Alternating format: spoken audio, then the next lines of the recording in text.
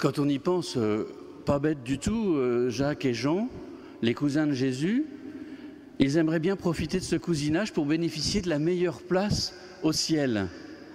Non mais vous vous rendez compte, non mais quel toupet, quel culot, à droite et à gauche du Seigneur, rien que ça. C'est quand même pas nous qui aurions demandé un truc pareil, on n'aurait jamais osé. Et pourtant, quand on regarde notre société, ça fonctionne quand même pas mal comme ça. On entend, tiens, je connais quelqu'un, vas-y de ma part, tu vas obtenir le poste. Ou alors on entend, grâce à machin, j'ai eu des places bien placées pour le prochain concert, si tu veux, je peux t'en avoir. Et même dans l'église, on entend ce genre de choses. Tiens, je connais un prêtre ou un diacre, il va t'arranger le coup pour ton mariage. Tu auras l'heure que tu veux, l'église que tu veux. Alors du coup, il ne faudrait pas jeter la pierre à Jacques et Jean trop vite. En fait, ils cherchaient un petit peu de piston, mais pour avoir la meilleure place auprès de Jésus. C'était sans doute par amour de Jésus. C'était par amour de Dieu qu'il voulait être bien placé. C'était certainement pas par orgueil. D'ailleurs, si on fait un parallèle, quel est le parent qui n'a jamais entendu de ses enfants « Moi, je veux être à côté de maman ». Et l'autre qui répond « Non, c'est moi qui vais être à côté de maman ». Donc tout petit, dans la vie de tous les jours, on a déjà compris qu'on voudrait avoir la meilleure place. Et puis d'ailleurs, Jésus leur avait dit aux apôtres, vous n'avez qu'à demander, vous obtiendrez. Alors ils demandent, c'est évident, tout simplement. Puissions-nous avoir autant de confiance dans la parole de Jésus? Peut-être que, sans demander autant, nous pourrions dire dans notre prière, Seigneur, ce que je vais te demander, j'aimerais que tu le fasses pour moi. Et alors on entendra peut-être la réponse que Jésus fait aux deux apôtres. Il leur demande une profession de foi. Est-ce que vous pourrez boire à cette coupe et être baptisés dans ce baptême que je vais recevoir? Et eux, ils répondent en chœur, oui, nous le pouvons. Là encore, ils ne se rendaient pas compte de ce que Jésus leur demandait, parce que quelques années plus tard, ils allaient mourir en martyrs. Mais ils ont eu confiance. Ils ont tout de suite dit en chœur, oui, nous le pouvons, sans se poser de questions. Nous, on se pose trop souvent des questions, oh là là, mais ça, je ne suis pas sûr que j'arriverai à le faire, oh, j'en suis pas capable, j'ai pas le temps, j'ai autre chose. Oui, nous le pouvons.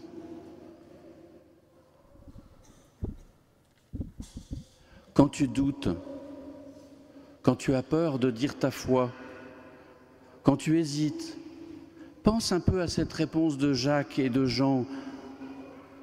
Peut-être ils auraient dû dire « oui, nous le voulons », mais ils ont répondu « oui, nous le pouvons » et Jésus savait très bien qu'il le pouvait. Et puis combien de fois quand nous prions et quand on pourrait dire « Seigneur, je vais te demander quelque chose, j'aimerais que tu le fasses » et paf, il ne se passe rien.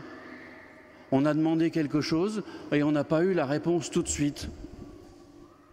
On peut parfois perdre espoir, sombrer dans le désespoir et perdre l'espérance, mais il ne faut surtout pas perdre l'espérance. L'espérance ne déçoit pas, nous dit le pape dans la bulle qui vient de sortir pour cette année jubilaire et sur lequel on va devoir travailler toute cette année. Le temps de Dieu n'est pas le nôtre.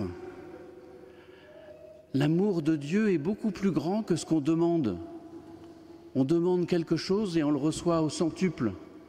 Est-ce qu'on en a confiance ? C'est pas simple d'accepter que la réponse n'arrive pas tout de suite, surtout à nous, les êtres humains du XXIe siècle, où on appuie sur un bouton, la machine à laver se met en route, on appuie sur l'autre, la télé s'allume, on appuie sur un autre bouton, elle change de chaîne, et on a la réponse tout de suite. Mais le temps de Dieu n'est pas le nôtre. Et Jésus a envie de nous dire, tu ne sais pas ce que tu demandes. tu ne sais pas ce que tu me demandes, mais tu vas recevoir plus. Fais-moi un peu confiance. Et puis dans ce texte, en le relisant cette semaine, je me suis dit, il y a quelque chose qui touche mon vieux cœur de diacre. Jésus renverse la hiérarchie de la société. Celui qui veut devenir grand parmi vous sera votre serviteur.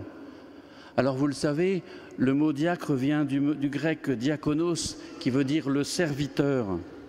Non pas que je veuille être plus grand que les autres, ne me faites pas dire ce que je n'ai pas dit, bien sûr, mais l'expérience de devenir serviteur a été pour moi une grande révélation. Quand on se fait petit, quand on s'efface, même si on n'y arrive pas toujours. Au début, c'est un petit peu douloureux.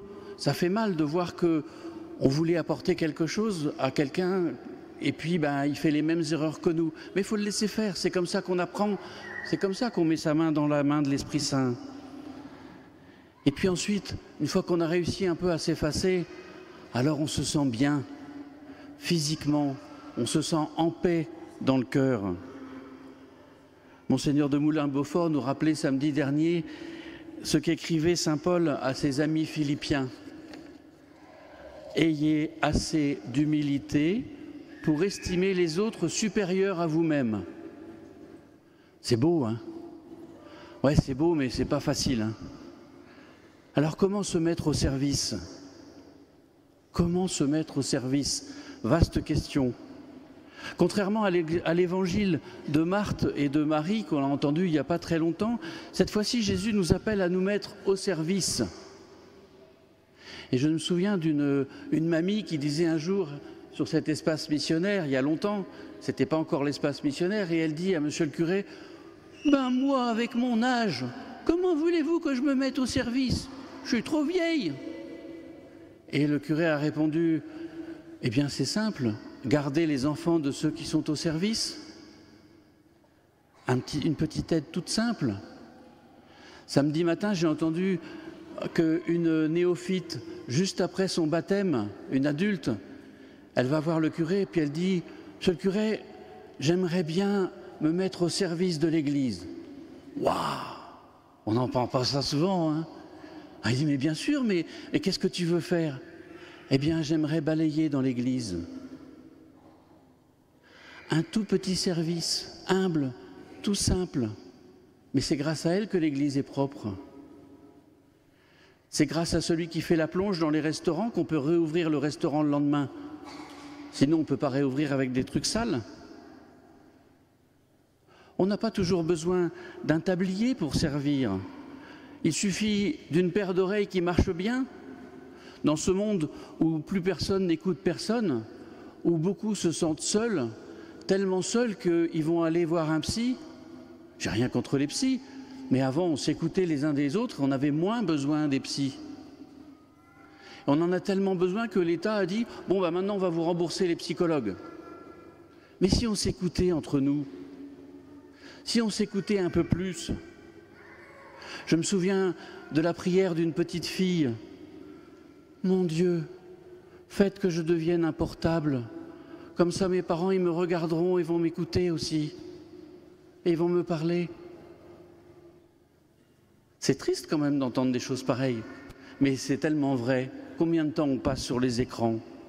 Et même maintenant sur le téléphone, vous pouvez regarder à la fin de la journée, ils vous disent combien de temps vous avez passé sur votre écran. Il faut aussi pouvoir donner du temps. Donner un sourire. Mère Teresa disait « Tout ce qui n'est pas donné est perdu ». Donc quand on ne donne pas du temps, on perd son temps. Et puis on peut se mettre au service d'un aîné, au service d'une paroisse, d'un club de sport. Mais tout ça discrètement, humblement. Souvent, on nous demande à nous, les diacres, mais ça fait quoi un diacre? Eh bien, on répond, ça fait rien. On fait rien, nous, les diacres. On est au service. On est à l'écoute. Et on appelle toute la communauté, toute la famille à être. Pourquoi il faudrait toujours faire? On peut être de temps en temps, non? on conjugue beaucoup le verbe faire et le verbe avoir, et on oublie le verbe être. On est au service des autres. Parfois, il suffit d'être là, il suffit d'être dispo à celui qui souffre, même si on n'a pas le temps, à celui qui cherche, à celui qui a besoin d'être écouté. Et du coup, en cela et en cela seulement, on a l'honneur et la gloire d'être ministre du Christ.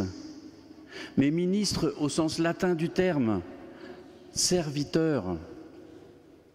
Puissent nos ministres s'en souvenir de temps en temps, ça va alléger leurs tâches. On est juste chargé d'appeler les autres à être au service des uns des autres, car Jésus, le Fils de l'homme, n'est pas venu pour être servir, mais pour servir et donner sa vie en rançon pour la multitude. Alors il ne peut pas y avoir d'orgueil à être diacre, c'est pas pensable. Mais par contre, beaucoup de bonheur à en tirer quand on se met au service des autres en toute humilité. Seigneur, fais de moi un instrument de ta paix. Là où est la haine, que je sois au service de l'amour. Là où est l'offense, que je sois au service du pardon. Là où est la discorde, que je sois au service de l'union. Là où est l'erreur, que je sois au service de la vérité. Là où est le doute, que je sois au service de la foi. Là où est le désespoir, que je sois au service de l'espérance. Là où sont les ténèbres, que je sois au service de la lumière. Là où est la tristesse, que je sois au service de la joie. Ô Seigneur, que je ne cherche pas tant à être consolé qu'à consoler, à être compris qu'à comprendre, à être aimé qu'à aimer.